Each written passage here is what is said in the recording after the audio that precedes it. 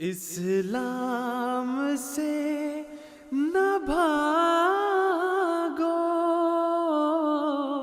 راہ خدا یہی ہے۔ اے سونے والو جاگو، شمس الضحیٰ یہی ہے۔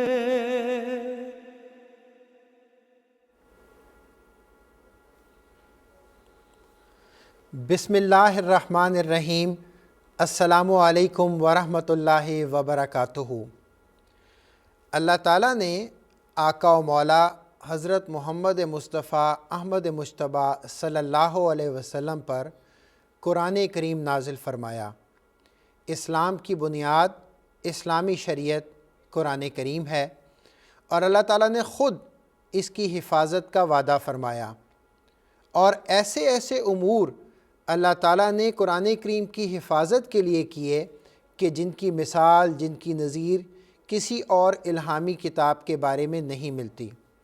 جماعت احمدیہ مسلمہ کا یہ عقیدہ ہے کہ قرآن کریم بسم اللہ کی بے سے لے کر الناس کی سین تک اسی طرح محفوظ ہے جس طرح ہمارے آقا و مولا حضرت محمد مصطفیٰ احمد مجتبیٰ صلی اللہ علیہ وسلم پر اس کا نزول ہوا۔ ان تمام باتوں کو مدنظر رکھتے ہوئے ہم ہمیشہ اس بات کی تعلیم دیتے ہیں، اس بات کا ذکر کرتے ہیں کہ دراصل قرآن کریم ہی وہ رہنما کتاب ہے جس پر عمل کر کے نہ صرف انسان اپنی ذات میں ترقی کر سکتا ہے بلکہ اخلاقی اور روحانی ترقیات بھی حاصل کر سکتا ہے۔ حضرت اقدس مسیح موعود علیہ الصلوۃ والسلام نے کیا خوب فرمایا، قرآن خدا نما ہے، خدا کا کلام ہے، بے اس کے معرفت کا چمن ناتمام ہے۔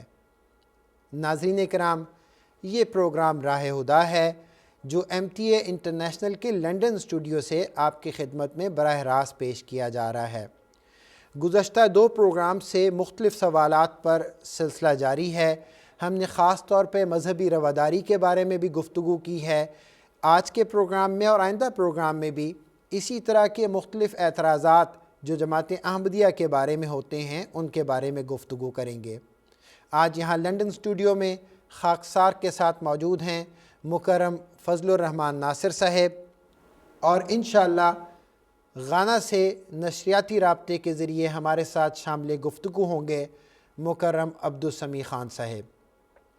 محترم عبدالسمیع خان صاحب، جس طرح خاکسار نے ابھی ذکر کیا ہے کہ جو بات ہے وہ ہے قرآن کریم کی حفاظت کی، تو اگر قرآن کریم کی حفاظت کے مضمون کو ہم اپنے ذہن میں رکھیں اور اس مضمون کے سامنے ہوتے ہوئے جب ہم اس اعتراض کو دیکھتے ہیں جو جماعت احمدیہ پر کیا جاتا ہے کہ الزام لگانے والے پہلے تو کھل کے یہ الزام لگاتے تھے کہ گویا جماعت احمدیہ نے قرآن کریم میں کچھ تبدیلی پیدا کر دی ہے، اس میں تحریف کر دی ہے، لیکن وقت کے ساتھ ساتھ جب الزام لگانے والوں کو اس بات کا اچھی طرح احساس ہوا کہ یہ بیان تو غلط ہے، تو پھر انہوں نے اپنے اس الزام کو بھی تھوڑا سا مولڈ کرنے کی کوشش کی، اور کچھ اس قسم کی بات وہ کرتے ہیں کہ جماعت احمدیہ نے قرآن کریم کے ترجمہ اور تفسیر میں تحریف کی ہے۔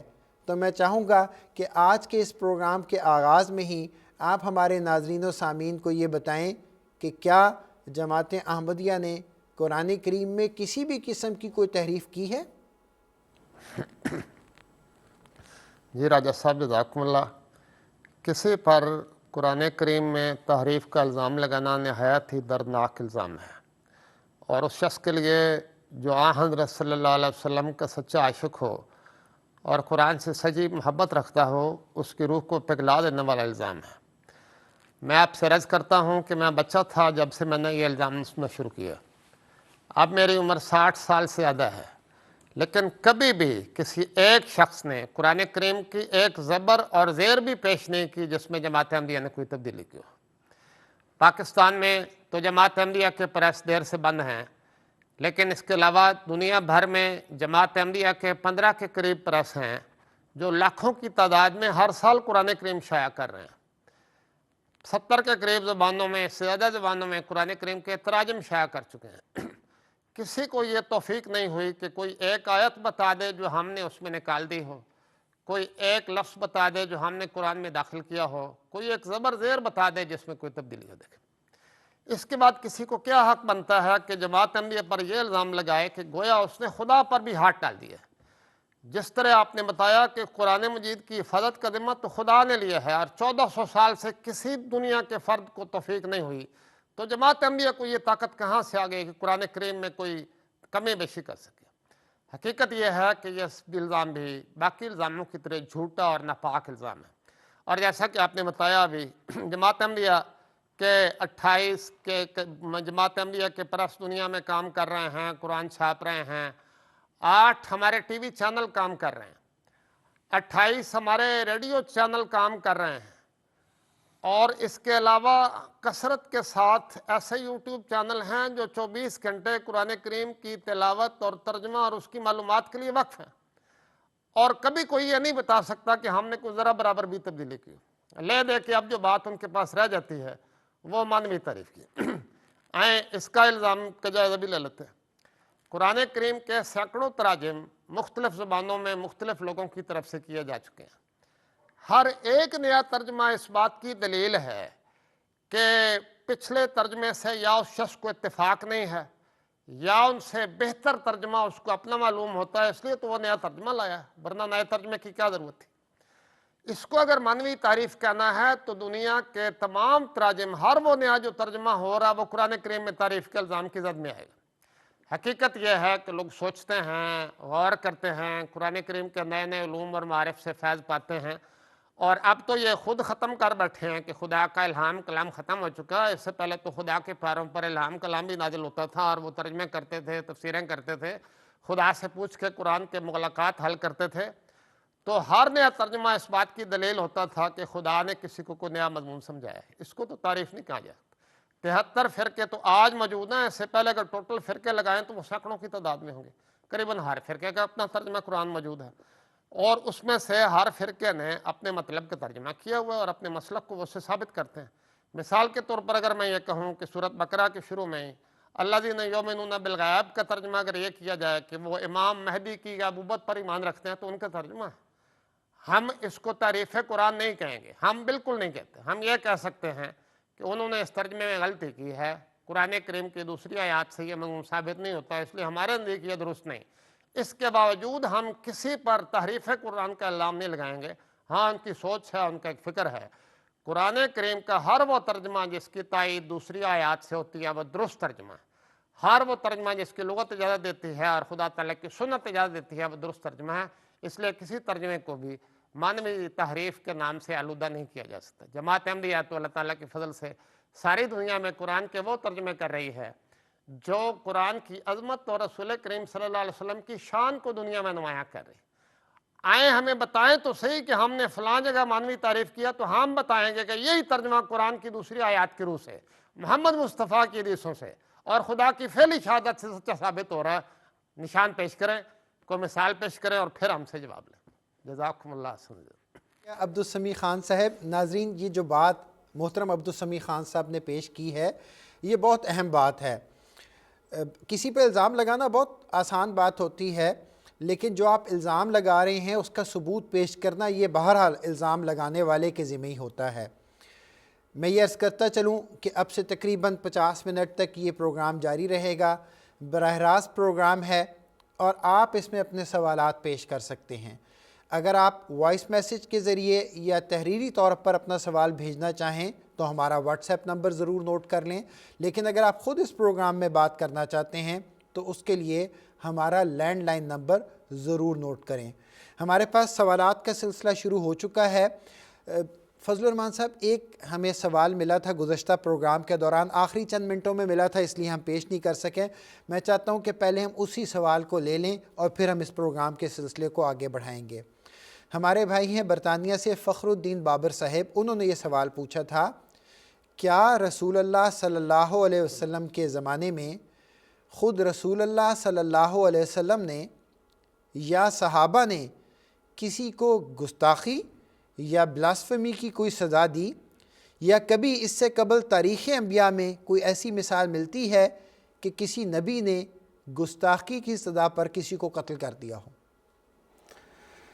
بات یہ ہے کہ قرآن کریم اور احادیث میں جا بجا ایسے واقعات ملتے ہیں کہ انبیاء کے مخالفین انبیاء کے ساتھ اور ان کے ماننے والوں کے ساتھ ہمیشہ استہزاء کرتے رہے، اور قرآن کریم میں ان کا ذکر بھی کیا، بلکہ یہ فرمایا کہ کوئی دنیا میں ایسا نبی نہیں آیا جس کے ساتھ اس کی قوم نے یا اس کے زمانے کے لوگوں نے استہزاء نہ کیا ہو۔ لیکن پوری تاریخ انبیاء میں یا رسول اللہ صلی اللہ علیہ وسلم کی زندگی میں کبھی ایسا ایک واقعہ بھی ہمیں نظر نہیں آتا کہ آپ نے کبھی کسی کو سزا دی ہو۔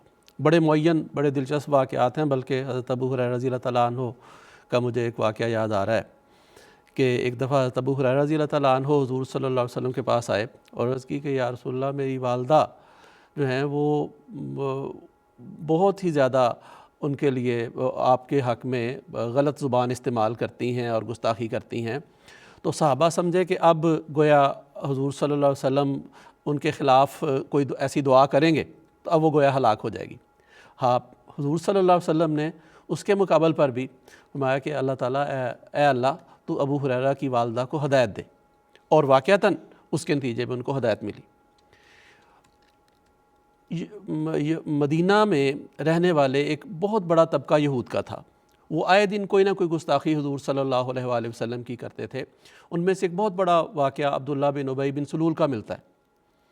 اس نے یا ایک دفعہ تو یہاں تک ذکر کیا کہ گویا وہ یہ سمجھ رہا تھا کہ اب نعوذ باللہ من ذالک وہ اتنا وہ پاورفل ہو گیا ہے کہ وہ اس کو بڑی عزت ملے گی مدینہ میں، اور اس نے علی اعلان یہ کہا کہ وہ مدینہ میں سے جو سب سے زیادہ ذلیل شخص ہے، اور نعوذ باللہ من ذالک وہ حضور صلی اللہ علیہ وسلم کی طرف اشارہ کر کے کہہ رہا تھا کہ وہ اس کو نکال دے گا۔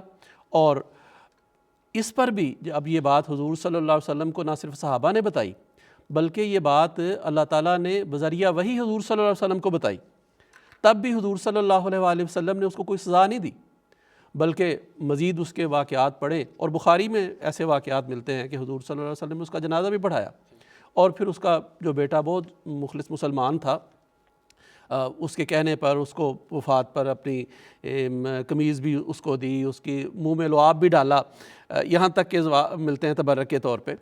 تو اس طرح اتنے کثرت کے ساتھ واقعات ملتے ہیں۔ عرابی آتے تھے، ایک دفعہ تو ایک عرابی آیا کسی گاؤں سے، اور اس نے آ کر مدینہ میں حضور صلی اللہ علیہ وآلہ وسلم سے مطالبات کیے کہ اے محمد صلی اللہ علیہ وسلم، مجھے فلاں مال بھی دے دیں، فلاں مال بھی دے دیں، فلاں مال بھی دے دیں۔ اور نہ صرف زبانی کہا، بلکہ روایات میں آتا ہے کہ اس نے حضور صلی اللہ علیہ وآلہ وسلم کی گردن میں ایک چادر ڈال کے اتنی زور سے اس کو کھینچا کہ حضور صلی اللہ علیہ وآلہ وسلم کی گردن پر اس کے نشان پڑ گئے۔ صحابہ جانتے تھے کہ حضور صلی اللہ علیہ وآلہ وسلم کا کیا ری ایکشن ہو سکتا ہے، کیونکہ پہلے سے جانتے تھے کہ حضور صلی اللہ علیہ وسلم ان ساری باتوں کو برداشت کرتے تھے۔ صحابہ کہتے تھے کہ ہمارا دل کرتا تھا کہ ایسے شخص کو سزا دیں، لیکن حضور صلی اللہ علیہ وآلہ وسلم مسکراتے چلے جا رہے تھے، اور فرمایا کہ اس کے اونٹ پر اچھی طرح مال لاد دو، اور اس کو خوش کر کے رخصت کیا۔ تو یہ ایک واقعہ نہیں ہے، سینکڑوں ایسے واقعات ملتے ہیں۔ پھر اگر دیکھا جائے کہ حضرت ابوبکر رضی اللہ تعالیٰ عنہ کے زمانے میں، حضرت عمر رضی اللہ تعالیٰ عنہ کے زمانے میں بعض کمزور روایات بعض لوگ پیش کرتے ہیں، لیکن ان میں بھی کوئی ایسا قطعی واقعہ نہیں ملتا کہ کسی گستاخی کی وجہ سے کسی کو صحابہ نے کوئی سزا دی ہو۔ ہاں، بعض باغی تھے، انہوں نے حکومت کے خلاف آوازیں اٹھائیں۔ حضرت ابوبکر رضی اللہ تعالیٰ عنہ کی خلافت، بلکہ وہ صرف خلافت ہی نہیں تھی بلکہ حکومت بھی تھی، اس کے خلاف جب بعض لوگوں نے تلواریں اٹھائیں تو ان کا تلوار سے مقابلہ کیا گیا۔ اسی طرح بعض اور فتنہ پرداز لوگ تھے، ان کو مقابلہ کیا گیا۔ لیکن کسی ایک صحابی کا بھی ذکر نہیں ملتا کہ اس نے کبھی کسی شخص کو اس وجہ سے قتل کیا ہو کہ اس نے حضور صلی اللہ علیہ وآلہ وسلم کی گستاخی کی ہے۔ بالکل ٹھیک۔ فضل الرحمان صاحب، جس طرح آپ نے مختلف مثالوں کے ساتھ یہ بات واضح کر دی ہے، یہی تو ہمارا سوال ہے ہمارے مخالفین سے کہ ہمارا دعویٰ ہے، تمام مسلمانوں کا دعویٰ ہے، حضرت صلی اللہ علیہ وسلم رحمت للعالمین تھے، تو یہ جو رحمت للعالمین صلی اللہ علیہ وسلم کے نام پر جس قسم کی قتل و غارت سو کالڈ مسلمانوں نے جاری کی ہوئی ہے، جماعت احمدیہ بہرحال اس کے حق میں نہیں ہے اور یہ اسلامی تعلیمات کے بالکل خلاف ہے۔ بہت بہت شکریہ فضل الرحمان صاحب۔ ناظرین اکرام، آپ کے سوالات کا سلسلہ شروع ہو چکا ہے، لیکن یہ بتانے کا یہ مقصد نہیں ہے کہ آپ مزید سوال نہ بھیجیں، آپ مزید سوالات ضرور بھیجیں۔ عارف الزمان صاحب، محمد عبدالرشید صاحب، ظفر اقبال صاحب اور اندلیب یوسف صاحبہ، آپ کا سوال مل گیا ہے۔ ظفر اقبال صاحب کا سوال بہت امپورٹنٹ ہے، سارے سوال ہی امپورٹنٹ ہیں، لیکن ظفر اقبال صاحب کا سوال میں محترم عبدالسمیع خان صاحب کے سامنے پیش کرنا چاہوں گا۔ سمیع خان صاحب ہمارے بھائی ہیں بریڈفرڈ برطانیہ سے، ظفر اقبال صاحب، وہ یہ پوچھنا چاہ رہے ہیں کہ قرآن کریم کی کچھ آیات ایسی ہیں جو ایک سے زیادہ مرتبہ آئی ہیں، ایک ہی آیت کئی بار نازل ہونے میں کیا حکمت ہے؟ غالباً شاید سورہ رحمان انہوں نے پڑھی ہو، فَبِأَيِّ آلَاءِ رَبِّكُمَا تُكَذِّبَانِ، فَبِأَيِّ آلَاءِ رَبِّكُمَا تُكَذِّبَانِ۔ محترم عبدالسمیع خان صاحب۔ جی جزاک اللہ، یہ بہت ہی اہم اور دلچسپ سوال ہے۔ دیکھیں، آپ نے تو سورۃ رحمان کی مثال دی جس میں 31 بار 31 دفعہ فَبِأَيِّ آلَاءِ رَبِّكُمَا تُكَذِّبَانِ والا حصہ بار بار دہرایا گیا ہے، لیکن سورۃ فاتحہ سے پہلے جو بسم اللہ آتی ہے اس کو بھی تو 114 دفعہ قرآن کریم میں دہرایا گیا ہے۔ تو قرآن کریم خود اس موضوع کو ایڈریس کرتا ہے کہ ہم کیوں بار بار یہ آیتیں دہرا رہے ہیں۔ اللہ تعالیٰ فرماتا ہے کَذَلِکَ نُصَرِّفُ الْآیَاتِ، ہم اپنی آیات کھول کھول کر بیان کرتے ہیں اور بار بار گھما پھرا کر بیان کرتے ہیں۔ آیات سے مراد قرآن کریم کی یہ آیات بھی ہیں اور آیات سے مراد نشانات بھی ہیں۔ اور آپ یہ دیکھیے کہ قرآن کریم صرف آیات کو نہیں دہراتا، قصوں کو بھی دہراتا ہے، واقعات کو بھی دہراتا ہے۔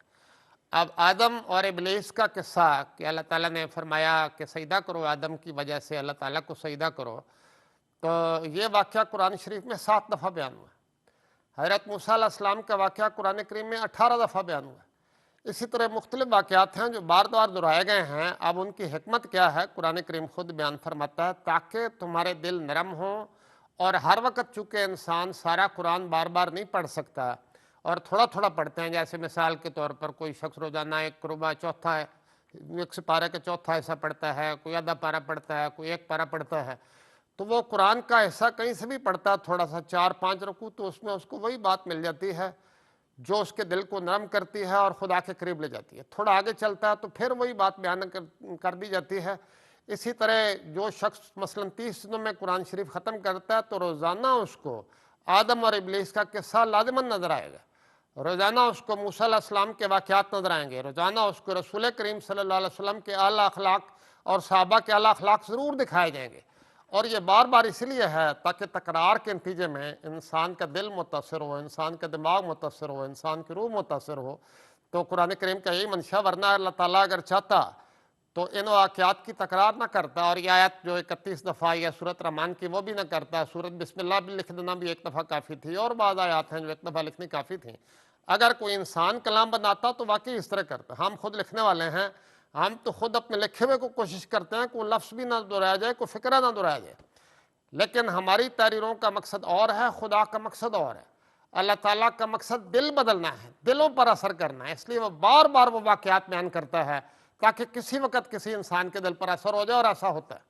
اب یہ جو فَبِأَيِّ آلَاءِ رَبِّكُمَا والی بات آپ نے کی ہے کہ 31 دفعہ سورۃ رحمان میں آئی ہے، اس کے متعلق حضرت مولانا راجکی صاحب کی ایک دلچسپ تفہیم آپ کو بتاتا ہوں۔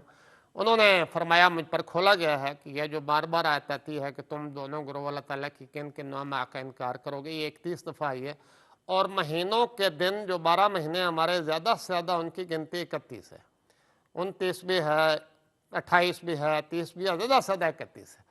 تو اللہ تعالیٰ یہ بیان فرما رہا ہے کہ تمہارے ہر مہینے کے ہر دن میں خدا تعالیٰ اتنی بے شمار نعمتیں نازل فرما رہا ہے، تم کس کس کا انکار کر سکتے؟ تو ان باتوں کی اور توجیہ بھی کی جا سکتی ہے۔ بسم اللہ 114 دفعہ آئی ہے، اس کی توجیہ بھی کی جا سکتی ہے۔ تو حضرت مولوی صاحب نے یہ توجیہ سوچی ہے یا ان کو اللہ تعالیٰ کی طرف سے بتائی گئی ہے، بنیادی مقصد ایک ہی ہے کہ بار بار انسان کے دل پر وہ کلام نازل کیا جائے اور اس کے دل پر اس کا اثر ہو اور اس کی روح سے تر و تازگی محسوس کرے، اور کسی وقت کسی بات کا اثر ہو جائے، اور واقعتاً ایسا ہی ہوتا ہے۔ بہت بہت شکریہ عبدالسمیع خان صاحب، آپ نے اسی مضمون کی طرف اشارہ کیا ہے جس کا قرآن کریم میں ان الفاظ میں بھی ذکر ہے کہ ذکر فإن الذکر تنفع المؤمنین۔ ناظرین اکرام، اگلا سوال جو اندلیب یوسف صاحبہ نے پاکستان سے ہمیں بھیجا ہے فضل الرحمان صاحب آپ کی خدمت میں پیش کر دیتا ہوں. وہ جیسے انہوں نے سوال کیا میں آپ کی خدمت میں پیش کر دیتا ہوں, آپ پھر میری بہن کو اس کی وضاحت کر دیں. وہ کہتی ہیں ایک عیسائی دوست نے بتایا عیسائیوں کا بھی ایک سردار ہے, غالباً وہ پوپ کی طرف اشارہ کر رہی ہیں, جو کہ ساری دنیا کے لیے ہے, تو وضاحت فرما دیں. وہ سمجھنا چاہ رہی ہیں کہ جس طرح جماعت احمدیہ میں ایک خلافت کا سلسلہ ہے, عیسائیوں میں بھی ایک پوپ کا سلسلہ ہے, تو یہ کیا سلسلہ ہے, کچھ ان کو مختصراً بتا دیں. بات یہ ہے کہ جہاں تک اس بات کا تعلق ہے کہ عیسائیوں کا ایک پوپ ساری دنیا میں ہے, یہ تو اس میں کوئی شک نہیں کہ کچھ عیسائی ایسے ہیں کہ جو ایک پوپ کو مانتے ہیں, لیکن یہ کہنا کہ گویا تمام دنیا کے تمام لاکھوں فرقے ہیں عیسائیت میں, میرا خیال ہے لاکھوں کہہ سکتے ہیں, کہ وہ یہ نہیں مانتے کہ ایک ہی ہمارا پوپ ہے. سینکڑوں تو ضرور کہہ سکتے ہیں, سینکڑوں ہو سکتے ہیں میرا خیال ہے, بلکہ ہزاروں بھی شاید ہو سکتے ہیں. لیکن کیا جماعت احمدیہ کی خلافت کی صداقت کی صرف یہ دلیل ہے کہ ہمارے پاس ایک ایسا خلیفہ ہے جس کو ساری دنیا میں ایک خلیفہ کے طور پر مانا جاتا ہے؟ قرآن کریم نے جس خلافت, سچی خلافت کا ذکر کیا ہے, اس کا ان الفاظ میں ذکر ہے کہ وعد اللہ الذین آمنوا منکم وعملوا الصالحات. اللہ تعالیٰ مومنوں سے یہ وعدہ کرتا ہے کہ اور ان سے جو اعمال صالحہ بجا لاتے ہیں کہ لَيَسْتَخْلِفَنَّهُمْ فِي الْأَرْضِ, کہ ان میں اللہ تعالیٰ زمین میں خلافت قائم کرے گا. كَمَا اسْتَخْلَفَ الَّذِينَ مِن قَبْلِهِمْ, ان کی طرح جس طرح اس نے پہلے لوگوں میں خلافت قائم کی. اور پھر آگے سچی خلافت کی نشانیاں اللہ تعالیٰ بتاتا ہے. اور یہاں پر جس خلافت کے ساتھ قرآن کریم نے مشابہت دی ہے کہ پہلی جو خلافت عیسائیت میں تھی یا حضرت عیسیٰ علیہ السلام کے بعد ان کے جو قائم مقام تھے, بلکہ حضرت موسیٰ علیہ السلام کے بعد بھی ان کے قائم مقام ہوئے, خلیفے ہوئے, اور بلکہ قرآن سے اور حدیث سے تو یہ پتہ چلتا ہے کہ کوئی ایسا نبی نہیں جس کے بعد خلافت نہ ہوئی ہو, اس کے کوئی نہ کوئی قائم مقام رہے ہیں. لیکن سچی خلافت کی نشانیاں کیا ہیں وہ آگے ذکر اللہ تعالیٰ کرتا ہے. فرماتا ہے کہ جو سچا خلیفہ ہوگا اس کے ذریعے کیا ہوگا, وَلَا يُمَكِّنَنَّ لَهُمْ دِينَهُمُ الَّذِي ارْتَضَىٰ لَهُمْ, کہ اللہ تعالیٰ سچے خلیفہ کے ذریعے اس دین کو دنیا میں تمکنت عطا کرے گا جس کو اللہ تعالیٰ پسند کرتا ہے. وَلَا يُبَدِّلَنَّهُمْ مِن بَعْدِ خَوْفِهِمْ أَمْنًا, اور ان کی جو خوف کی حالت ہے ان کے ذریعے امن میں اللہ تعالیٰ اس کو بدل دے گا. اور یعبدوننی لا یشرکون بی شیئا, وہ ایسے خلیفہ ہوں گے جو اپنی جماعت کو اس طرح عبادت پر قائم کریں گے کہ وہ کسی خدا کے ساتھ کسی کو شریک ٹھہرانے والے نہیں ہوں گے. اب عیسائیت کی خلافت کو ایک ظاہری رنگ میں اگر دیکھا جائے تو یہ تو ہم کہہ سکتے ہیں کہ ان میں بھی ایک پوپ ہے, ایک خلیفہ ہے, لیکن کیا وہ وَلَا يُمَكِّنَنَّ لَهُمْ دِينَهُمُ الَّذِي ارْتَضَىٰ لَهُمْ, اگر عیسائیت کو ہی دیکھا جائے جو عیسائیت کی بنیادی تعلیم ہے اس سے یہ موجودہ پوپ اور موجودہ جو عیسائیت ہے اس قدر دور ہٹ چکی ہے, کیا ہم کہہ سکتے ہیں کیا عیسیٰ علیہ السلام نے دنیا کو یہ تعلیم دی تھی کہ میری اور میری ماں کی عبادت کرو اور ایک کی بجائے 3 خدا کی تم عبادت کرو؟ بڑا واضح طور پر عیسائیت اپنی بنیاد سے ہٹ چکی ہے, اور پوپ کے اندر یہ استطاعت ہی نہیں کہ لوگوں کو صحیح تعلیم کی طرف, جو حضرت عیسیٰ علیہ السلام کی اصل تعلیم تھی ان کی طرف لوگوں کو دوبارہ لا سکے. تو وحدت کی علامت جماعت احمدیہ میں ہے, اور وہ ایسی وحدت ہے جس کے ذریعے دن بدن خدا تعالیٰ کا وہ دین جس کے ذریعے دنیا میں پاکیزگی پھیل رہی ہے, جس کے ذریعے دنیا میں اللہ تعالیٰ کی عبادت کرنے والے دنیا میں پیدا ہو رہے ہیں. ایک ایسی خلافت جس کے ذریعے خدا تعالیٰ کا دین دنیا میں پھیل رہا ہے وہ صرف جماعت احمدیہ کو حاصل ہے. باقی تو دنیا میں اور بھی بعض تنظیمیں ایسی ہو سکتی ہیں جن کے پاس کوئی ایسا لیڈر ہو جو ایک ہی ہو, لیکن اصل بات جو صداقت کی علامت اگر دیکھا جائے تو اگر عیسائیوں سے ہی پوچھیں کہ کیا واقعتاً موجودہ جو پوپ ہے, جو موجودہ ان کی وحدت کی ایک علامت ہے پوپ, کیا واقعتاً وہ ان کو اسی تعلیم پر قائم رکھے ہوئے ہے جو تعلیم حضرت عیسیٰ علیہ السلام لے کر آئے تھے, تو ایسے بڑے واضح شفاہت مل جائیں گے کہ اصل تعلیم سے موجودہ عیسائیت بہت ہٹ چکی ہے. وہ لوگ جو نسبتاً بہتر عیسائی کہلاتے ہیں وہ بھی اس قدر شرک میں ڈوبے ہوئے ہیں. مثلا مجھے یاد ہے یہاں UK میں ایک دفعہ ایک مجھے چرچ میں جانے کا موقع ملا، وہاں پر مریم علیہ السلام کا ابھی ایک مورتی رکھی ہوئی تھی، عیسیٰ علیہ السلام کی بھی رکھی ہوئی تھی.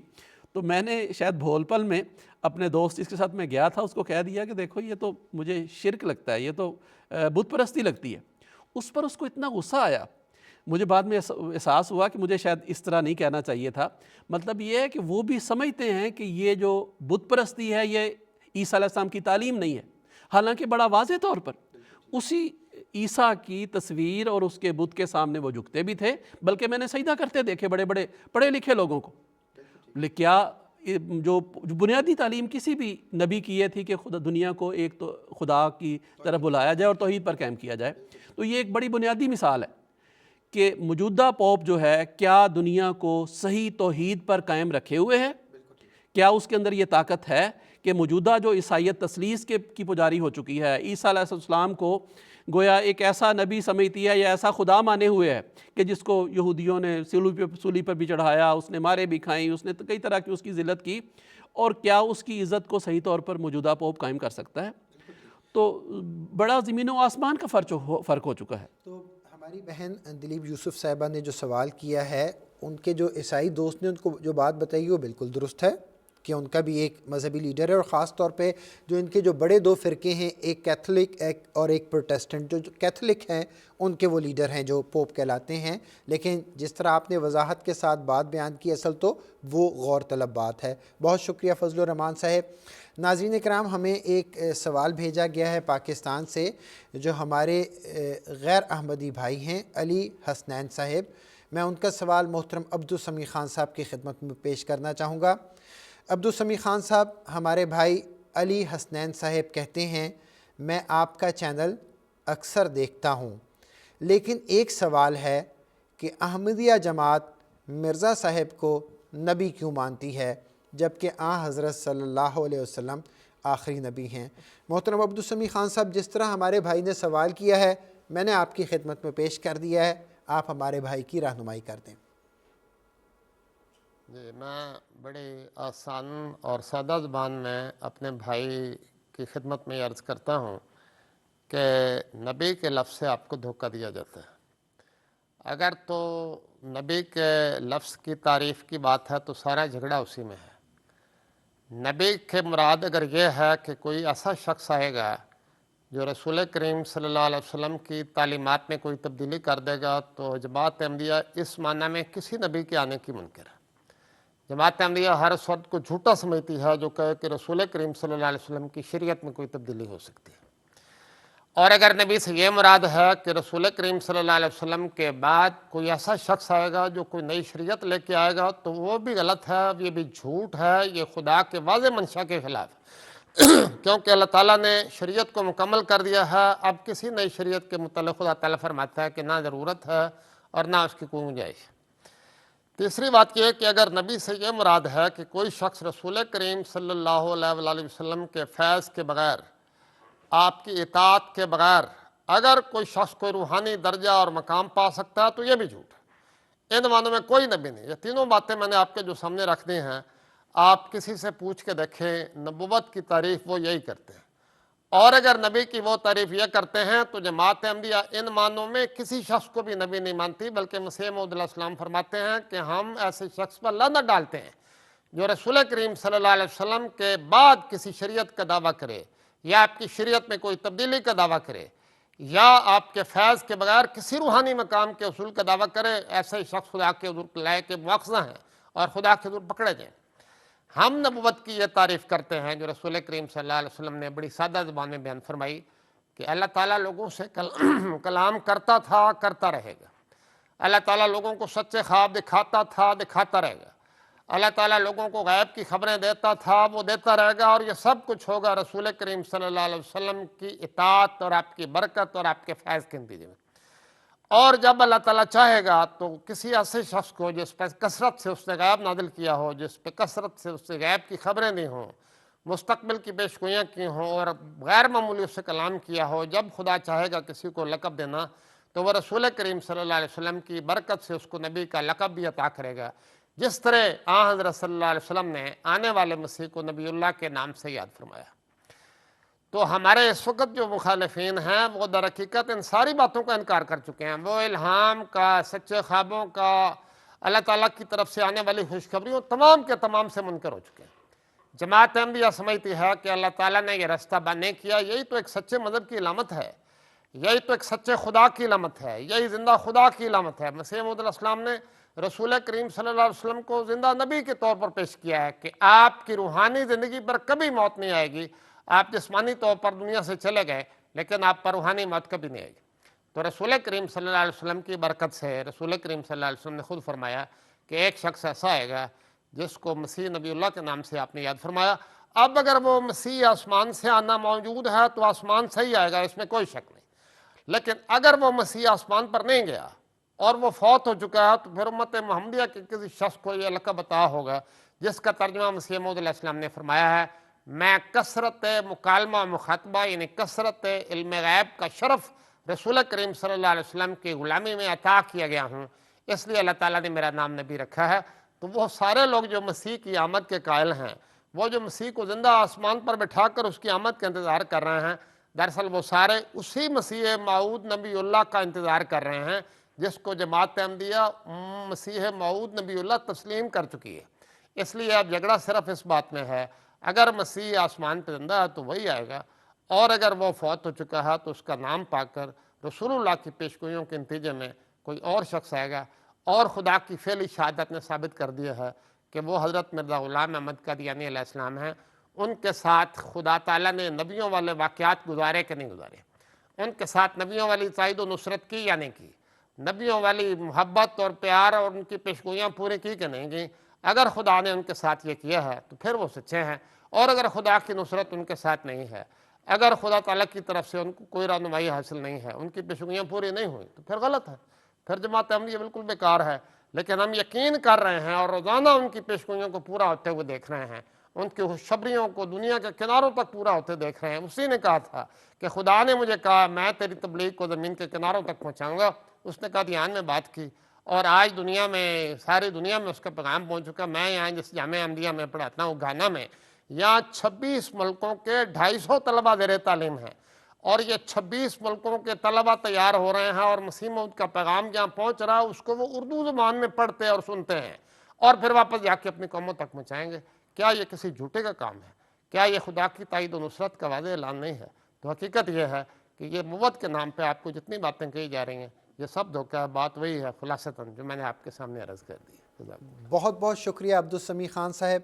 مجھے امید ہے ہمارے بھائی علی حسنین صاحب کو ان کے سوال کا جواب مل گیا ہوگا.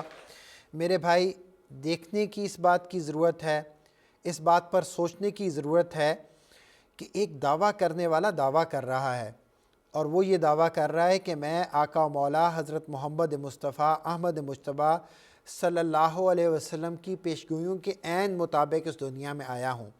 حضرت مرزا غلام احمد قادیانی علیہ السلام یہ بتا رہے ہیں کہ وہ مسیح موعود اور وہ مہدی موعود جس کی پوری امت مسلمہ یہاں تک کہ عیسائی بھی ان کا انتظار کر رہے ہیں، وہ میں ہوں. اب دیکھنے اور سننے والوں کا یہ فرض ہے کہ وہ غور کریں، فکر کریں، اور سب سے بڑھ کر اللہ تعالیٰ سے رہنمائی حاصل کریں. یقیناً اللہ تعالیٰ آپ کی رہنمائی کرے گا. فضل الرحمان صاحب، ہم نے آج کی جو گفتگو کا آغاز کیا تھا وہ حفاظت قرآن کریم کے حوالے سے کیا تھا. میں چاہوں گا کہ آپ تھوڑا ناظرین کو اس پہلو سے بھی تو بتائیں نا. دیکھیں، ہمارے مخالفین ہم پہ اعتراض لگا دیتے ہیں اور بغیر سوچے سمجھے وہ ایک مخالفت کی وجہ سے ایک بات کہہ دیتے ہیں. اب ہمارے اوپر اعتراض کیا جا رہا ہے کہ گویا نعوذ باللہ قرآن کریم میں تحریف کر رہے ہیں. جب ظاہری تحریف نہیں ملی تو پھر کہہ رہے نہیں معنوی اور تفسیری تحریف کر رہے ہیں. لیکن دوسری طرف ہمیں یہ نظر آتا ہے کہ حفاظت قرآن کریم کا وعدہ تو خود اللہ تعالیٰ نے کیا ہے، تو یہ الزام لگ ہی کیسے سکتا ہے، یا کوئی یہ کیسے کر سکتا ہے؟ آپ اس بارے میں کچھ وضاحت کر دیں.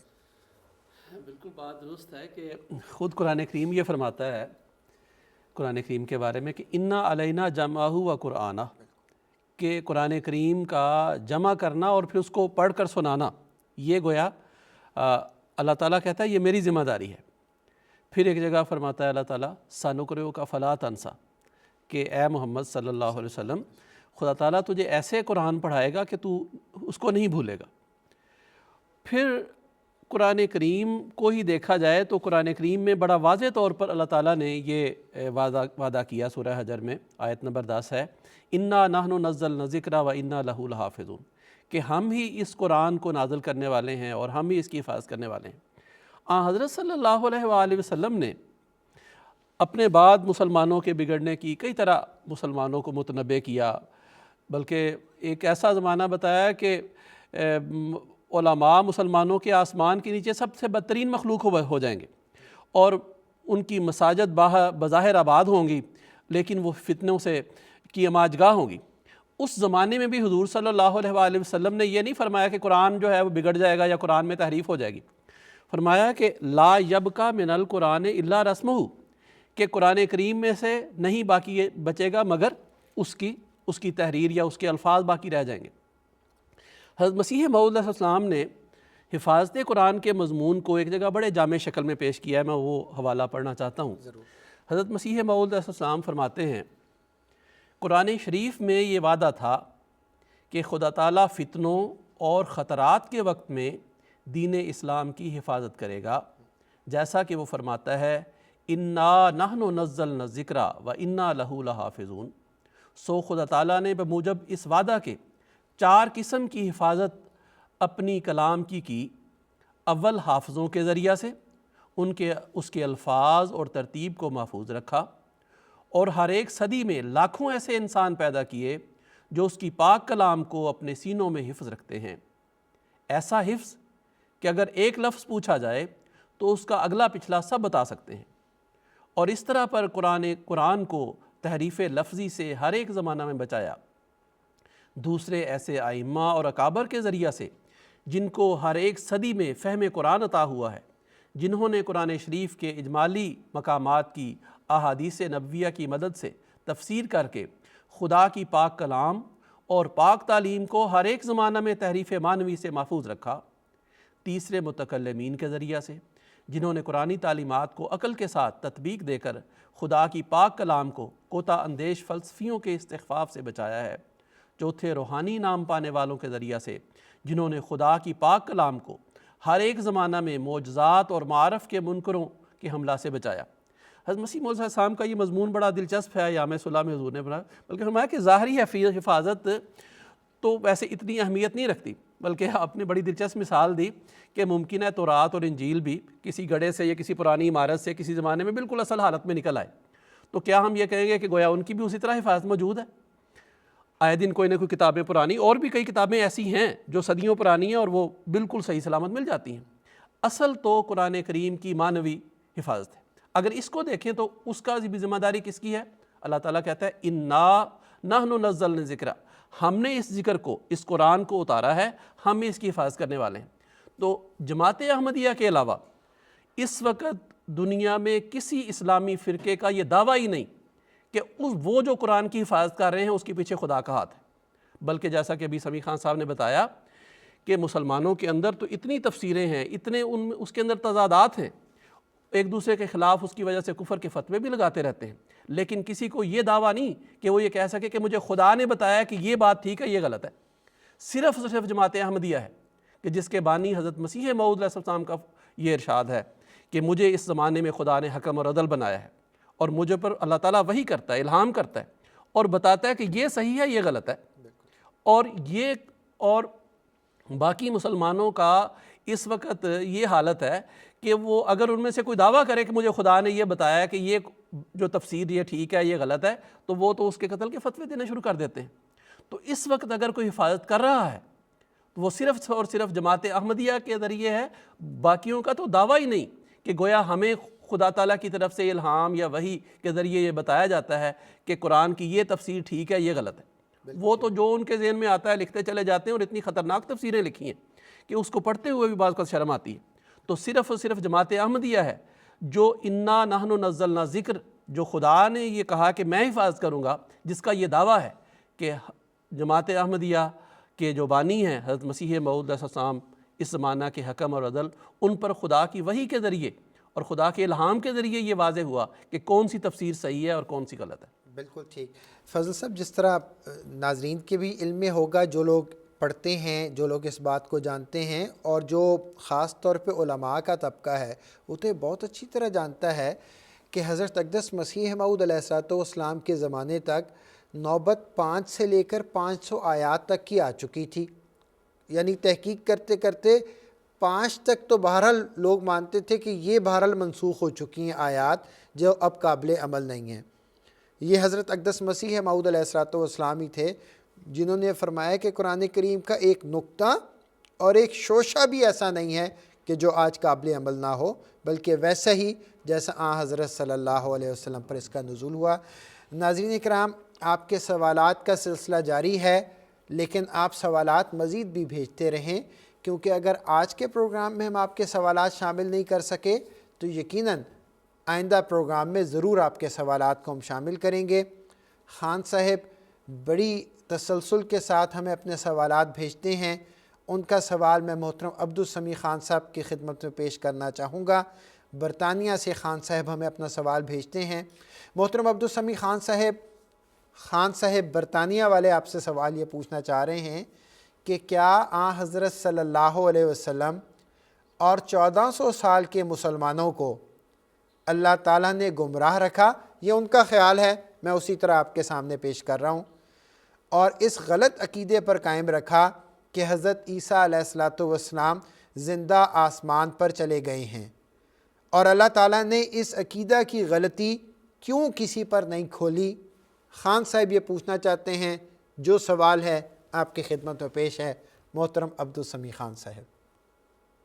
جی خان صاحب کی خدمت میں عرض کرتا ہوں کہ یہ بات سوچنا کہ اللہ تعالیٰ نے رسول کریم صلی اللہ علیہ وسلم کو نعوذ باللہ گمراہ رکھا، یہ امت محمدیہ کو، یہ بالکل غلط بات ہے، اور ہم تو اس کا تصور بھی نہیں کر سکتے. دراصل آپ کو غلطی اس بات سے لگی ہے کہ آپ یک طرفہ لٹریچر پڑھتے ہیں. آپ یہ پڑھتے ہی نہیں کہ رسول کریم صلی اللہ علیہ وسلم خود وفات مسیح کے قائل تھے. حضرت صلی اللہ علیہ وسلم نے تو حضرت عیسیٰ علیہ السلام کی عمر بھی بیان فرما دی. آپ نے فرمایا کہ عیسیٰ علیہ السلام 120 سال کی عمر پا کر فوت ہو گئے. آپ یہ پڑھتے ہی نہیں کہ حضرت صلی اللہ علیہ وسلم نے جب نجران کے عیسائیوں سے بحث کی تو اس میں فرمایا کہ ہمارا خدا زندہ ہے، وَإِنَّ عِيسَىٰ أَطَالَهِ الْفَنَا، ہمارا خدا ہمیشہ زندہ رہے گا، اور حضرت عیسیٰ علیہ السلام پر تو فنا آ چکی ہے. آپ یہ پڑھتے ہی نہیں کہ رسول کریم صلی اللہ علیہ وسلم کی وفات پر حضرت ابوبکر صدیق نے جب یہ آیت تلاوت فرما کر رسول کریم صلی اللہ علیہ وسلم کی وفات ثابت کی تو دراصل سارے نبیوں کی وفات ثابت کر دی تھی. جب حضرت عمر اور بعض دوسرے صحابہ شاید یہ سمجھ رہے تھے کہ حضرت رسول پاک صلی اللہ علیہ وسلم فوت نہیں ہوئے، تو حضرت ابوبکر رضی اللہ تعالیٰ عنہ نے قرآن کریم کی ایک ایسی آیت پڑھی جس نے صرف رسول اللہ کی وفات ثابت نہیں کی، سارے نبیوں کی وفات ثابت کر دی، ورنہ ان کا استدلال بالکل بے معنی ہو جاتا ہے. فرمایا ما محمد اللہ رسول قد خلت من قبل رسول، رسول کریم صلی اللہ علیہ وسلم رسول ہیں، اور اس لیے آپ کا فوت ہونا آپ کی رسالت میں روک نہیں، کیونکہ آپ سے پہلے سارے رسول فوت ہو چکے ہیں. اگر کوئی ایک رسول بھی زندہ موجود ہوتا تو حضرت بکر کی یہ دلیل کسی کام کی نہیں رہتی. ایک شخص اٹھ کے کہہ سکتا تھا کہ حضرت عیسیٰ تو زندہ ہیں، حضرت خضر بھی زندہ ہیں، حضرت ریس بھی زندہ، اگر وہ زندہ ہو سکتے ہیں تو ہمارا رسول کیسے فوت ہو گیا؟ پس حضرت ابوبکر نے امت محمدیہ کے سامنے جب یہ آیت تلاوت کی اور تمام صحابہ نہ صرف خاموش ہو گئے بلکہ بعض صحابہ کہتے ہیں ہمیں یوں لگا کہ جیسے یہ آیت پہلی دفعہ نازل ہوئی ہے، اور اس کے بعد مدینہ کی گلیوں میں کثرت کے ساتھ صحابہ کہتے ہیں یہ آیت تلاوت کی جا رہی تھی، ما محمد اللہ رسول قد خلت من قبل رسول. آپ ذرا اطمینان سے اس بات کو سوچیں ایک منٹ کے لیے کہ اگر ایک بھی نبی زندہ ہوتا تو کوئی اسی کا عقیدہ ہوتا کہ کوئی ایک نبی حضرت عیسیٰ علیہ السلام ہی زندہ ہیں تو کوئی تو اٹھ کے کہہ سکتا تھا کہ مسیح زندہ تو ہمارا نبی کیوں نہیں زندہ ہو سکتا. دلیل یہ بنتی ہے کہ سارے فوت ہو گئے ہیں، اس لیے رسول کریم صلی اللہ علیہ وسلم کا فوت ہونا آپ کی رسالت میں، آپ کی نبوت میں شریک نہیں. تو امت محمدیہ تو گمراہ نہیں ہوئی، امت محمدیہ سیدھے راستے پر قائم تھی جس پر رسول کریم صلی اللہ علیہ وسلم نے اس کو قائم کیا تھا. خلافت راشدہ تک امت محمدیہ قائم تھی. حضرت علی رضی اللہ تعالیٰ عنہ کی وفات پر حضرت امام حسن نے خطبہ دیا، وہ آپ کیوں نہیں پڑھتے؟ آپ صرف یک طرفہ لٹریچر پڑھتے ہیں. کبھی یہ لٹریچر بھی پڑھ لیں کہ حضرت حسن نے خطبہ دیا اور فرمایا آج کی رات جب علی فوت ہوئے ہیں، آج کی رات اس شخص کی طرح آسمان کی طرف اس کی روح اٹھائی گئی ہے جس طرح عیسیٰ بن مریم کی روح آسمان کی طرف اٹھائی گئی تھی، اور وہ 27 رمضان المبارک کی رات تھی۔ تو حضرت حسن علیہ السلام، حضرت علی اور اس سے پہلے سارے صحابہ تو وفات مسیح کا حال تھے۔ ہاں آہستہ آہستہ جب باہر سے قومیں آئیں، نئے مسلمان ہوئے، اور وہ عیسائی جو آئے وہ حضرت عیسیٰ علیہ السلام کو خدا مانتے تھے، تو انہوں نے ان سارے عقیدوں کا ایک ملغوبہ سا بنایا اور کہا کہ حدیث میں چونکہ نزول کا لفظ آتا ہے اس لیے مسیح علیہ السلام زندہ آسمان پر ہیں۔ لیکن یہ بات بھی غلط ہے کہ امت محمدیہ 1400 سال سے بعد میں، یعنی خلافت راشدہ کے بعد بھی انہیں زندہ مانتی رہی ہے۔ بہت سے بزرگوں نے حضرت عیسیٰ علیہ السلام کی حیات کا اعتراف نہیں کیا بلکہ وفات ثابت کی ہے۔ حضرت امام مالک جو ائمہ اربعہ میں سے فقہ کے جو سب سے پہلے ہیں بزرگ، وہ کہتے ہیں حضرت امام مالک کہتے ہیں حضرت عیسیٰ علیہ السلام فوت ہو چکے ہیں۔ حضرت دوسرے بہت سے میرے سامنے اس وقت سارے نام نہیں ہیں، لیکن بہت سے بزرگان کی فہرست ہمارے لٹریچر موجود ہے، ان کے معین حوالے موجود ہیں جن میں وہ کہہ رہے ہیں کہ حضرت عیسیٰ علیہ السلام فوت ہو چکے ہیں۔ حضرت مثلا ابن عربی کہتے ہیں کہ حضرت عیسیٰ علیہ السلام کا دوبارہ نزول ہوگا لیکن ایک نئے جسم کے ساتھ ہوگا، یعنی وہ جسم تو ختم ہو گیا، ان کی روح کی صلاحیتیں لے کر، ان کی روح کی پاک باتیں لے کر ایک نئے شخص پر حضرت عیسیٰ علیہ السلام کی روح نازل ہوگی، اور اسی کو مسیح نبی اللہ کہا گیا۔ تو حضرت عیسیٰ علیہ السلام کی وفات خلافت راشدہ کے تک تو یقیناً قائم تھی، یعنی امت محمدیہ اس عقیدے پر قائم تھی۔ اس کے بعد میں آنے والی قوموں کے ذریعے بگاڑ پیدا ہوا جو آہستہ آہستہ بڑھتا چلا گیا، لیکن اس دور میں بھی کلمہ حق بلند کرنے والے موجود تھے، یہاں تک کہ حضرت مسیح موعود علیہ السلام جب تشریف لائے تو آپ پر خدا تعالیٰ نے کھل کر یہ بات واضح کر دی، اور 30 آیات سے آپ نے حضرت مسیح کی وفات ثابت کی۔ آپ نے قرآن سے، حدیث سے، تاریخ سے، طب کی کتابوں سے، کشمیر کی تاریخوں سے یہ بات ثابت کر کے دکھا دی ہے کہ حضرت عیسیٰ علیہ السلام فوت ہو چکے ہیں۔ آپ ذرا ہمارا لٹریچر پڑھیں تو صحیح، حضرت مسیح موعود علیہ السلام کی کتاب ہے مسیح کشمیر میں، آپ ذرا اس کو دیکھیے اور پھر بتائیے آپ کے دل پر اس کا اثر ہوتا ہے کہ نہیں۔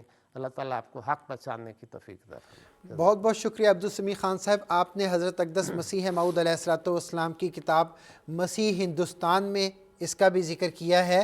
ناظرین، آپ سب لوگوں کے لیے اس بات کا بھی ذکر کرنا بہت ضروری ہے کہ جماعت احمدیہ کی آفیشیل ویب سائٹ ہے الاسلام.org۔ جماعت احمدیہ کی کتب، جماعت احمدیہ کا جو بھی موقف یہاں بیان کیا جا رہا ہے وہاں آپ کو بآسانی کے ساتھ مل جائے گا۔ یہ ویب سائٹ نہ صرف اردو بلکہ انگریزی اور عربی میں بھی موجود ہے، آپ ضرور اس کو وزٹ کریں۔ فضل الرحمان صاحب، ایک اور سوال ہماری بہن راشدہ چودھری صاحبہ نے کینیڈا سے بھیجا ہے، وہ پوچھنا چاہتی ہیں کہ آج کل مولوی صاحبان، اچھا فضل صاحب میں یہ ضرور ذکر کرنا چاہوں گا کہ جو ہمارے احمدی حضرات، ہماری بہنیں یا ہمارے بھائی سوال کرتے ہیں، ان کے سوال میں ان کی تڑپ نظر آ رہی ہوتی ہے، چنانچہ وہ اس سوال بھی اسی معنی میں کر رہی ہیں کہ آج کل جماعت احمدیہ پر مولوی حضرات جماعت کے چندوں پر اعتراض کرتے ہیں، اور خود وہ یہ بیان کر رہی ہیں کہ حضرت صلی اللہ علیہ وسلم کے زمانے میں بھی تو صحابہ کرام رضوان اللہ علیہم اجمعین اپنا مال خدا تعالیٰ کی راہ میں دیا کرتے تھے، تو پھر ہمارے مخالفین کیوں ہمارے چندوں پر اعتراض کرتے ہیں؟ مختصراً ان کو بتا دیں۔ اچھا ہے کہ اعتراض تو خیر کوئی بھی کر سکتا ہے، لیکن ضمناً میں شروع میں بتا دوں کہ قرآن کریم نے چندوں پر یا خدا کی راہ میں خرچ کرنے والوں پر اعتراض کرنے والوں کو منافق قرار دیا ہے۔ اللہ زینہ یلمزون المتطوعین، کہ وہ لوگ جو خدا کی راہ میں خرچ کرتے ہیں، بعض لوگ ان کو بھی مورد الزام ٹھہراتے ہیں، اور قرآن کہتا ہے کہ بعض لوگ بہت زیادہ دیتے ہیں تو وہ کہتے ہیں کہ جو جی کیا خدا تعالیٰ محتاج ہے کہ جو اس کے نام پر اتنے چندے لیے جا رہے ہیں، اور اگر کوئی تھوڑا سا چندہ دے سکتا ہے بیچارہ غریب تو کہتے ہیں جی خدا کو کیا اس تھوڑے سے چندے کی کیا ضرورت ہے۔ تو لیکن اگر قرآن اور حدیث کو دیکھا جائے، خاص طور پر قرآن کریم میں، تو کثرت سے اس بات کی تلقین ہے، بلکہ ایک جگہ تو اللہ تعالیٰ فرماتا ہے لن تنالوا البر حتی تنفقوا مما تحبون، تم نیکی کو ہرگز پا ہی نہیں سکتے جب تک کہ تم خدا کی راہ میں وہ چیز خرچ نہ کرو جو تمہیں بہت پسند ہے۔ خدا تعالیٰ نے قرآن کریم کے شروع میں ہی مومنوں کی جو بڑی بڑی علامتیں بتائی ہیں، بنیادی علامتیں کہا جا سکتا ہے، اس میں فرمایا کہ الذین یؤمنون بالغیب ویقیمون الصلاۃ ومما رزقناہم ینفقون، کہ مومنوں کی بنیادی علامتوں میں سے یہ ہے کہ وہ غیب پر ایمان لاتے ہیں اور نماز قائم کرتے ہیں اور جو کچھ ہم نے ان کو دیا ہے اس میں سے خرچ کرتے ہیں۔ قرآن کریم میں ایسی بے شمار آیات ہیں جو بار بار اس بات کی تلقین کرتی ہیں، لیکن یہاں ایک اور بات جو صرف اور صرف جماعت احمدیہ کے ساتھ ہے، جو اس بات کی دلیل ہے کہ جو جماعت احمدیہ نظام جماعت وصول کرتا ہے اور جو احمدی نظام جماعت کے سپرد کرتے ہیں اس کو خدا بھی قبول کر رہا ہے، اس کی علامت یہ ہے کہ اس پر نہایت شیریں پھل لگ رہے ہیں۔ تمام دنیا میں کوئی مسلمان ایسا فرقہ بتائے جو اس طرح قرآن کریم کی اشاعت اور قرآن کریم کے مختلف زبانوں میں تراجم کر رہا ہے، اور جو ہر مختلف ملکوں میں ان کے مبلغین اسلام تیار ہو رہے ہیں اور وہ ہر سال سینکڑوں کی تعداد میں مختلف قوموں کے پاس جا رہے ہیں، اور دنیا بھر میں 200 سے زائد ملکوں میں جماعت احمدیہ کے مبلغین مشرکین کو، دہریوں کو، اور ان کو اس طرح تبلیغ کر رہے ہیں قرآن کی کہ جس سے وہ لا الہ الا اللہ محمد رسول اللہ پڑھ کے مسلمان ہو رہے ہیں۔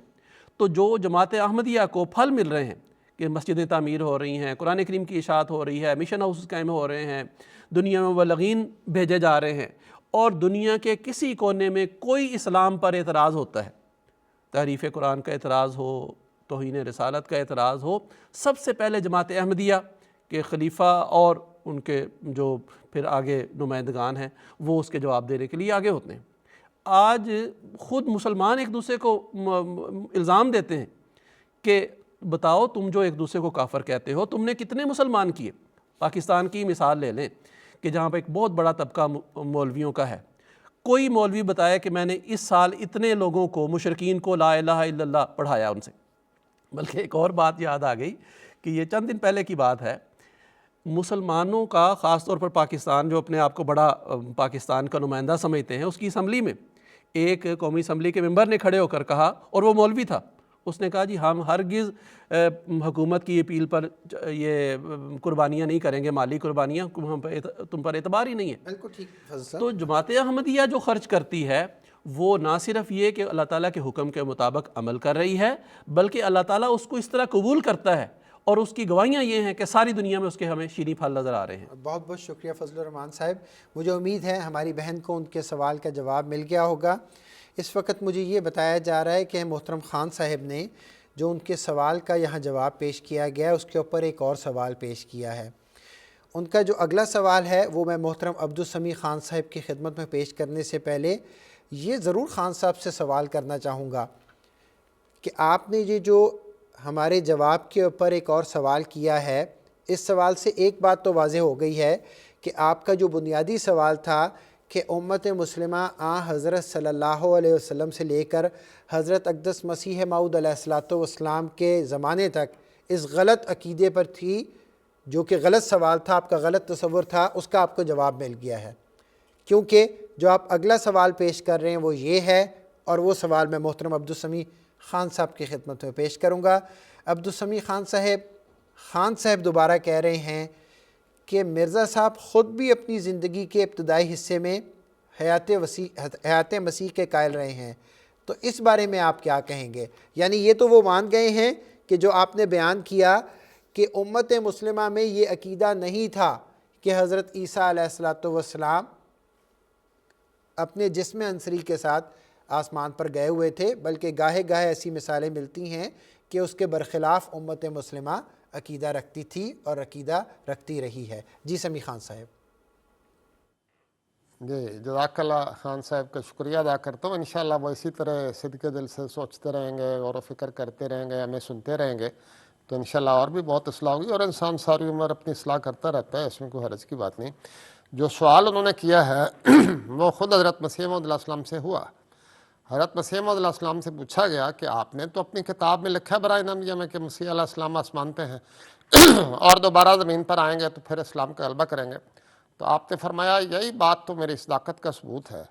براہ نمیہ میں مجھے اشاروں میں کئی دفعہ کہا گیا تھا کہ تو مسیح ہے، ہم نے تجھے مسیح بنا دیا، عیسیٰ فوت ہو چکا، اشاروں میں، لیکن چونکہ خدا تعالیٰ کی طرف سے مجھے پوری طرح تفہیم نہیں ہوئی تھی، خدا تعالیٰ کا پوری طرح حکم نہیں ہوا تھا، اس کے معنی پوری طرح مجھ پر کھلے نہیں تھے، اس لیے میں نے عدم بناوٹ اور سادگی سے یہ لکھ دیا کہ مسیح آسمان پر ہیں اور میں مسیح علیہ السلام کا مسیح ہوں، مسیح تو آسمان پر زندہ وہی آئے گا۔ اس کے بعد اللہ تعالیٰ نے مجھ پر یہ بات کھولی کہ مسیح علیہ السلام فوت ہو چکے ہیں، اور قرآن کی جب یہ اللہ تعالیٰ نے مجھے یہ تشریح سکھائی تو اتنے زیادہ دلائل نکلتے چلے آئے، قرآن سے، سنت سے، حدیث سے، تاریخ سے، تفسیر سے، طب کی کتابوں سے، کہ ان کا انبار لگا دیا مسیح موعود علیہ السلام نے۔ اس سے پتہ لگتا ہے کہ یہ عقیدہ اتنا خطرناک تھا، یاجوج ماجوج کا اور دجال کا یہ عقیدہ مسیح کی آسمان پر زندہ ہونا، محض زندہ ہونا کافی نہیں تھا۔ آخری زمانہ میں چونکہ یہ فتنہ اس طرح بڑھ جانا تھا کہ رسول اللہ تو فوت ہو چکے ہیں، مسیح آسمان پہ، اور ساری دنیا میں سید کا ڈنکا ہم بجا دیں گے اور خانہ کعبہ پر یسوع مسیح کا جھنڈا لہرائیں گے۔ اس وقت لازماً ضرورت تھی اس بات کی کہ خدا کی طرف سے آئے اور قرآن نئے سرے سے سیکھ کر لوگوں کو بتایا کہ خدا کے رسول نے یہ معنی کیے ہیں اور خدا تعالیٰ کا منشا یہ ہے۔ چنانچہ مسیح موعود علیہ السلام نے کوئی نئی باتیں تو نہیں کی، وہی باتیں کی ہیں جو رسول کریم صلی اللہ علیہ وسلم نے کی ہیں، وہی قرآن تھا، قرآن میں وہ آیتیں موجود تھیں۔ لیکن چونکہ امت محمدیہ کے ایک بڑے بھاری طبقے کا یہ عقیدہ تھا کہ مسیح آسمان پر زندہ ہیں، اس لیے آپ نے فرمایا کہ میں نے اس صادقے میں یہ لکھ دیا۔ اور اس کے بعد جب خدا نے مجھ پر تفہیم کی تو پھر صرف خدا نے تفہیم نہیں کی، دلائل نکالنے شروع کیے۔ مثال بھی میں نے کچھ باتیں آپ کے سامنے عرض کی تھی، صرف ایک بات مثال کے طور پر عرض کرتا ہوں۔ مسیح موعود علیہ السلام نے خود اس پر تحقیق کی خدا کے حکم کے مطابق۔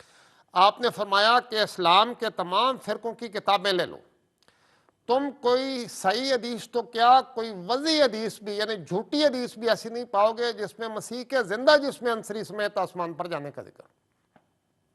اور اگر کوئی ایسا شخص ہو جو یہ کوئی جھوٹی حدیث بھی نکال کر دکھا دے کہ مسیح جسم سمیت زندہ آسمان پر چلا گیا، تو میں 20,000 تک اس کو انعام دینے کے لیے تیار ہوں۔ یہ چیلنج آج بھی موجود ہے۔ آپ نے قرآن کریم کے لفظ توفی کو سارے قرآن میں گنا، آپ نے فرمایا 25 دفعہ قرآن میں توفی کا لفظ استعمال ہوا ہے، 346 مرتبہ حدیثوں میں استعمال ہوا ہے، اور ہر ایک جگہ توفی کے معنی سوائے موت کے اور نیند کے قرینے کے ساتھ نیند کے اور کوئی نہیں، آسمان پر اٹھانے کے معنی بہرحال نہیں ہے۔ اب یہ خدا نے آپ کو سکھایا، ایسا زبردست لٹریچر آپ نے اس میں پیدا کر دیا، اور یہ خدا کی تفہیم کے بغیر ممکن نہیں تھا۔ یہ خدا تعالیٰ کا وعدہ ہے کہ لا یمسہ الا المطہرون، مطہرون کو وہ قرآن کی تفسیر سکھائے گا اور نافذ کرے گا۔ اس لیے تو اس کو مسیح نبی اللہ کہا گیا، اس لیے تو اس سے غیب کی خبریں دی گئی ہیں۔ اگر وہ نبی اللہ نہ ہوتا تو اس کو یہ اتنے عظیم الشان دلائل نہ سکھائے جاتے، نہ خدا اس طرح اس کی تائید کرتا۔ آپ پلیز ہمارا لٹریچر دیکھیے، علیہ السلام پہ جائیے، کتابیں دیکھیے، مسیح موعود علیہ السلام دیکھیے، ایک دفعہ صاف دل ہو کر ذرا توجہ سے تھوڑا سا لٹریچر پڑھ لیں، انشاءاللہ تعالیٰ آپ کے دل کی بہت سی دورتیں دور ہو جائیں گی، پھر آپ سوچنا شروع کر دیں گے انشاءاللہ۔ بہت بہت شکریہ بہت بہت شکریہ عبدالسمیع خان صاحب۔ میں کیونکہ پروگرام کا اختتام ہونے جا رہا ہے، آپ کا اس پروگرام میں شمولیت کا بھی شکریہ ادا کرنا چاہ رہا ہوں۔ فضل الرحمان صاحب آپ کا بھی بہت بہت شکریہ، اور ہمیشہ کی طرح ناظرین و سامعین آپ کا بہت بہت شکریہ۔ ہمیں خوشی ہوتی ہے جب آپ کی طرف سے زائد سوالات موصول ہوتے ہیں، اور اپنے پروگرام میں ہم ان تمام سوالات کو شامل نہیں کر پاتے، لیکن اس کا مطلب یہ نہیں ہے کہ ہم آپ کے سوال کو اہمیت نہیں دیتے، بلکہ ہم آپ کے سوالات کو بہت اہمیت دیتے ہیں اور کوشش کرتے ہیں کہ زیادہ سے زیادہ سوالات اپنے پروگرام میں شامل کریں۔ اگلے ہفتے بھی یہ پروگرام MTA انٹرنیشنل کے لنڈن اسٹوڈیو سے ہی پیش کیا جائے گا۔ آپ ضرور اس وقت تک اپنے سوالات کو محفوظ رکھیں، ہمیں پروگرام کے دوران بھیجیں، پہلے بھی بھیجنا چاہیں تو ضرور بھیج سکتے ہیں۔ ساری بات کا خلاصہ یہ ہے کہ جماعت احمدیہ پر لگایا جانے والا یہ جو الزام ہے کہ گویا نعوذ باللہ جماعت احمدیہ نے قرآن کریم میں تحریف کر دی ہے، خود الزام لگانے والوں کو سوچنا چاہیے۔ یہ جماعت احمدیہ پر الزام نہیں لگا رہے، یہ تو اللہ تعالیٰ پر الزام لگا رہے ہیں، کیونکہ حفاظت قرآن کا معاملہ اللہ تعالیٰ نے اپنے ذمہ لیا ہوا ہے۔ جماعت احمدیہ تو خود اللہ تعالیٰ کے ارشادات کے مطابق، حضرت صلی اللہ علیہ وسلم کے نمونہ کے مطابق تن من دھن قربان کر رہی ہے حفاظت قرآن کریم میں۔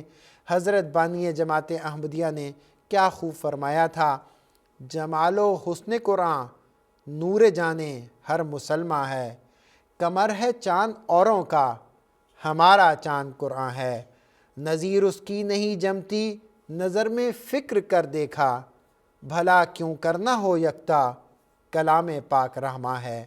اگلے پروگرام تک کے لیے اجازت دیجیے۔ السلام علیکم ورحمۃ اللہ وبرکاتہ۔ ہم تو رکھتے ہیں مسلمانوں کا دین ہم تو رکھتے ہیں مسلمانوں کا دین دل سے ہے خدا میں ختم المرسلین